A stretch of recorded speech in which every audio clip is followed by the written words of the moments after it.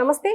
ప్రస్తుతం మనతో పాటు సీనియర్ జర్నలిస్ట్ దాము బాలాజీ ఉన్నారు. ఆయనతో మాట్లాడదాం. నమస్తే సార్. నమస్తే సార్, సుప్రీంకోర్టు వైసీపీకి ఒక షాక్ ఇచ్చింది. ఏంటంటే పోస్టల్ బ్యాలెట్ల విషయంలో మళ్ళీ దాన్ని అంటే హైకోర్టు నుంచి సుప్రీంకోర్టుకి వెళ్ళినప్పుడు అక్కడ కూడా వాళ్ళకి దెబ్బ తగిలింది.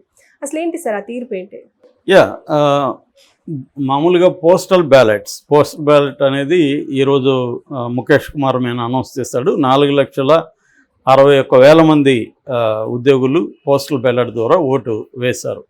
సో ఈ 4 లక్షల అంటే మొత్తంగా మనకి ఆంధ్రప్రదేశ్లో 3,33,00,000 మంది ఓటు వేసుకున్నారు. అందులో 4,61,000 మంది దీని మీద ఇచ్చేశారు. సో దీంట్లో మామూలుగా అయితే ఈ మిగతా రాష్ట్రాలు అన్నింటిలో కూడా ఈ ఓటర్ డిక్లరేషన్ ఫామ్ 13A అని ఉంటుంది. ఆ ఫామ్ మీద అటెస్టింగ్ అధికారి సంతకం చేయాలి, సీలు వేయాలి, హోదా, పేరు ఇవన్నీ రాయాలి మామూలుగా అన్ని రాష్ట్రాల్లో. కానీ ఇక్కడ ఒక నోటిఫికేషన్ ఇచ్చారు. ఇక్కడ ఏం నోటిఫికేషన్ ఇచ్చారంటే పేరు రాస్తే సంతకం ఉంటే చాలు, పేరు, హోదా, సీల్ అవసరం లేదు అనే ఒక నోటిఫికేషన్ ఇచ్చారు. దీని మీద వీళ్ళు ఈసీకి విజ్ఞప్తి చేశారు. అన్ని రాష్ట్రాల్లో ఉన్నట్టే ఉండాలి కదా, మీ ఇష్టం వచ్చినట్టు ఎక్కడెందుకు మారుస్తారు, దీనివల్ల మ్యానిపులేషన్ జరిగే అవకాశం ఉంది. సో సంతకం మాత్రం ఉంటుంది, ఆ సంతకం అవుతుందా కాదా అనేది కూడా రేపొద్దున ఎక్కడ తేలాలి అది. సో ఇలాగ దొంగ ఓట్లు పడే అవకాశం ఉంది అనేది వైసీపీ ఆర్గ్యూ చేసింది. కానీ ఈసీ ఒప్పుకోలేదు. దాంతో వీళ్ళు దీని మీద హైకోర్టుకి వెళ్ళారు. హైకోర్టు మేము ఈసీ విషయాల్లో జోక్యం చేసుకోమని హైకోర్టు చెప్పేసింది. దాంతో వీళ్ళు మళ్ళీ సుప్రీంకోర్టుకి వెళ్ళారు. సుప్రీంకోర్టు కూడా ఈరోజు ఒక రకంగా వైసీపీకి షాక్ అని చెప్పాలి. వైసీపీకి హైకోర్టు చెప్పినట్టే మేము కూడా జోక్యం చేసుకోమని చెప్పేశారు. సో ఇది బేసిక్గా. సో దీనివల్ల వైసీపీకి ఏం నష్టం అనుకున్నప్పుడు జనరల్గానే ఉద్యోగులు వైసీపీకి యాంటీగా ఉన్నారు. ఇప్పుడు రకరకాల సెక్షన్స్ ప్రజలు ఉంటారు. అన్ని రకాల సెక్షన్స్ ప్రజల్ని ఏ ప్రభుత్వం కూడా సాటిస్ఫై చేయలేదు. సో దాని ప్రయారిటీ చూసుకుంటుంది.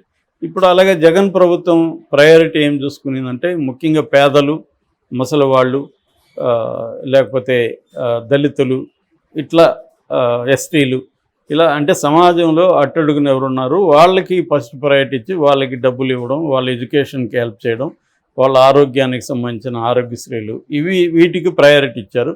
దీనివల్ల డబ్బులంతా కూడా దానికి వెళ్ళిపోవడం వల్ల అంటే సంవత్సరానికి 70,000 కోట్ల పైన దానికి ఖర్చు పెట్టడం వల్ల సో 3 లక్షల కోట్ల పైన ఈ 5 ఏళ్లలో దానికే సరిపోయింది. దీనివల్ల ఏమైందంటే ఉద్యోగులకి ఇవ్వాల్సిన కొన్ని ఇవ్వలేకపోవడం, తర్వాత వాళ్ళ పాత పెన్షన్ స్కీము అమలు చేస్తానని ఆయన హామీ ఇచ్చి చేయలేకపోవడం, తర్వాత ఇంకా టీచర్ల విషయానికి వస్తే స్కూళ్ళని ఆయన డిసిప్లిన్గా తీసుకురావాలి, ఇంగ్లీష్ మీడియం పెట్టడం వల్ల ఏమైందంటే అప్పటి వరకు ఏం జరిగేదంటే మేము కూడా ఒక ఎన్జిఓ తరఫున కుప్పంలో 32 స్కూళ్ళని రీసెర్చ్ చేసి సర్వే చేసి ఒక రిపోర్ట్ ఇచ్చాం చంద్రబాబు పీరియడ్లో. అప్పుడు మేము చూసింది ఏంటంటే స్కూళ్ళల్లో టీచర్లు చాలామంది ముందుగా లీవ్ లెటర్ ఇచ్చి పెడతారు, ఆ రోజు రారు. ఒకవేళ ఇన్స్పెక్షన్ వస్తే లీవ్ లెటర్ చూపిస్తారు, ఇన్స్పెక్టర్లు రాలేదనుకో చించేస్తారు. అంటే వీడు రాకుండానే అటెండెన్స్ పడిపోతుంది. సో ఈ విధంగా మేము 32 స్కూళ్ళల్లో సింపుల్ టెస్ట్ పెట్టాం 5వ క్లాస్ పిల్లలకి. ఏం టెస్ట్ అంటే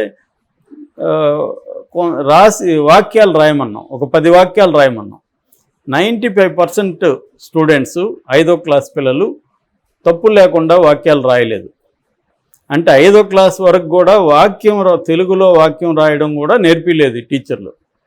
సో ఇంత ఘోరంగా ఉంది ఎడ్యుకేషన్ సిస్టమ్. సో దాన్ని జగన్ సంస్కరించడం కోసం కొన్ని తీసుకొచ్చాడు. అందులో ఏంటంటే టీచర్లకి స్కూల్స్ని నీట్గా పెట్టుకోవడానికి సంబంధించి హెడ్ మాస్టర్ రోజు మార్నింగ్ టాయిలెట్లు ఫోటోలు తీసి పంపించాలి, ఇవన్నీ ఉన్నాయి. మేము కూడా అవి చూసినప్పుడు చాలా చోట్ల టాయిలెట్లు ఘోరంగా ఉన్నాయి, ముఖ్యంగా ఆడపిల్లలు చాలా సఫర్ అవుతున్నారు. ఇలాంటివన్నిటిని చేసి ఆ హెడ్ మాస్టర్కి బాధ్యత అప్పగించారు, ఫోటోలు తీసి పెట్టండి అని. వీళ్ళకి ఏంటంటే ఈగో ప్రాబ్లం, నేను హెడ్ మాస్టర్ నేనేంటి టాయిలెట్ తీసేది. సో ఇలాంటి ఒక కోపం పెరిగింది. అట్లాగే బయోమెట్రిక్ పెట్టి ఇప్పుడు ఈ లీవ్ లెటర్ల స్కీమ్ ఉంది కదా నేను చెప్పిన స్కాము, అది ఇంకా కుదరదు. ప్రతి ఒక్కరు టైంకి హాజరవ్వాలి, బయోమెట్రిక్ పెట్టేశారు, ఇవన్నీ ఉన్నాయి. సో వీటి వల్ల ఏమైందంటే వాళ్ళకి ఒక కోపం అనేది మొదలైంది. మామూలుగానే ప్రభుత్వ ఉద్యోగులు వాళ్ళు మమ్మల్ని ఎవరు ఏమి అనకూడదు అన్న దీంతో ఉంటారు. మనకి తెలిసి చిన్నప్పటి నుంచి చూస్తుంటాం. మన ఏదో ఒక సర్టిఫికేట్ కోసం పోతే అది ఆ బీరువాల నుంచి ఇట్లా తీసి ఇవ్వాలి, కానీ రేపురా అంటాడు అతను. మనం ఏదో నానా బాధలు పడి పోయి ఉంటాం. అప్పట్లో అయితే బస్సులు ఎక్కి నానా బాధలు పడి ఒక రోజంతా పడుతుంది మనకి. సో మళ్ళీ రావాలంటే ఇంకొక రోజు ప్లస్ డబ్బులు ఇవన్నీ, కానీ అతను మళ్ళీ రా అంటాడు అంతే సింపుల్గా. అట్లా అంత నెగ్లిజెన్స్ ఉంటుంది గవర్నమెంట్ ఎంప్లాయీస్లో. సో అందుకని గవర్నమెంట్ ఎంప్లాయీస్ని ఎవరైనా సంస్కరణ అంటే నీ పని నువ్వు చేయని చెప్పడమే. ఇదే మళ్ళీ ప్రైవేట్లోకి వెళ్తే వీళ్ళు చచ్చినట్టు పనిచేస్తారు. ఇదే టీచరు ప్రైవేట్లోకి వెళ్తే ఇందులో వాళ్ళకి 1/3 కూడా శాలరీ ఇవ్వరు, కానీ చచ్చినట్టు డబ్బులు త్రిబుల్ వర్క్ చేయాలి. ఆయన చేస్తారు కానీ ఇక్కడికి వచ్చేసరికి చేయరు. ఈ యాటిట్యూడ్ మార్చాలనుకోవడమే ఇతను చేసిన దుస్సాహసం. అది ప్రతిసారి జరుగుతుండదు. చంద్రబాబు గతంలో ఇది చేశాడు. చంద్రబాబు క్యాంటీగా ఓడించడానికి గవర్నమెంట్ ఎంప్లాయీస్ ట్రై చేశారు. అంతకుముందు ఎన్టీఆర్ రావు పీరియడ్లో కూడా తిరగబాటు చేశారు. ఈవెన్ మన జయలలిత పీరియడ్లో అరెస్టులు కూడా చేయించింది. ఇవన్నీ గవర్నమెంట్ ఉద్యోగులకి ప్రభుత్వానికి మధ్య గొడవలు అనేది కామనే. సో అదే పరిస్థితుల్లో ఇప్పుడు జగన్కు వ్యతిరేకంగా ఈ 4 లక్షల మందిలో 70% వరకు జగన్కు వ్యతిరేకమైన ఓటు వీళ్ళు వేసి ఉంటారనేది ఇవాళ వస్తున్న లెక్క. అందువల్ల ఇప్పుడు ప్రతి ఓటు ఇంపార్టెంటే టైట్గా ఉన్నప్పుడు.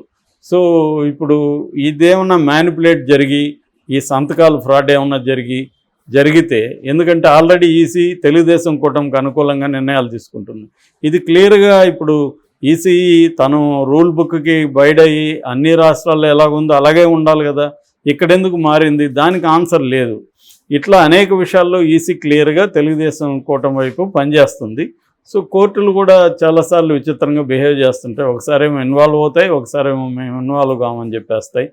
సో మొన్నేమో ఫండ్స్ ఇచ్చే విషయంలో ఏమో ఇన్వాల్వ్ అయినాయి, కానీ ఈసీ పట్టించుకోకపోయినా కోర్టు ఏం చేసింది ఏం లేదు. ఇప్పుడేమో మేము ఇన్వాల్వ్ కామంటున్నాయి.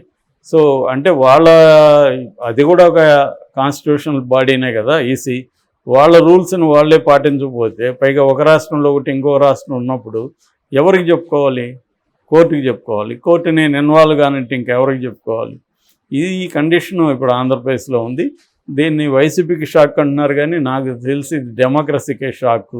ఎందుకంటే వైసీపీ ఓడచ్చు, గెలవచ్చు, దానివల్ల ఎవరికేం జరుగుతుంది అనేది పక్కన పెడితే ఒక డెమోక్రాటిక్ ఇన్స్టిట్యూషన్ డెమోక్రాటిక్గా పనిచేస్తుందా లేదనేది ఇంపార్టెంట్. పనిచేయనప్పుడు ప్రజల్ని డెమోక్రాటిక్గా పనిచేయమని, చట్ట ప్రకారం నువ్వు పనిచేయమని ప్రజల్ని చెప్పే హక్కు వీళ్ళకే ఉంటుంది, అధికారులకి. ఇప్పుడు ఎవరికి మాత్రం చట్టం మీద ఎందుకు ఇది ఉంటుంది? ఎవరికి డెమోక్రసీ మీద ప్రేమ లేకపోతే గౌరవము భక్తో ఏమి ఉండదు. ఇక దీని మీద కూడా ఉండదు, లా మీద కూడా ఉండదు. సో లాలెస్నెస్ అనేది బాగా పెరగడానికి ఇవి ఇండైరెక్ట్గా పనిచేస్తుంటాయి. ఇప్పుడు ఏంటంటే మీడియా వచ్చేసింది, ప్రతిదాన్ని ప్రజలు అబ్జర్వ్ చేస్తుంటారు. ముందు మీరు పనిచేయండిరా డెమోక్రటిక్గా, మళ్ళీ మాకు చెబుదురు అన్నట్టుగా ఉంటుంది ఇవాళ. సో ఇది మెల్లమెల్లగా ఏమంటే సమాజంలో లాలెస్నెస్, కాన్స్టిట్యూషన్కి వ్యతిరేకంగా బిహేవ్ చేయడం, ఈ ధోరణులు పెరగడానికి దారితీస్తుంది. అందుకనే డెమోక్రసీని కాపాడుకోవాల్సిన అవసరం, ఎందుకంటే ఇది అందరినీ ఎఫెక్ట్ చేస్తుంది. దీంట్లో ఇవాళ వాళ్ళకు ఉపయోగపడవచ్చు తెలుగుదేశం కూటమికి. నెక్స్ట్ టైము తెలుగుదేశం బాధితులు ఉండదు, ఎందుకంటే అప్పుడు వైసీపీ బీజేపీతో కుమ్మక్కయ్యి వాళ్ళిద్దరు కలిసి తెలుగుదేశాన్ని ఇబ్బంది పెట్టింది election commission. Okay sir, thank you.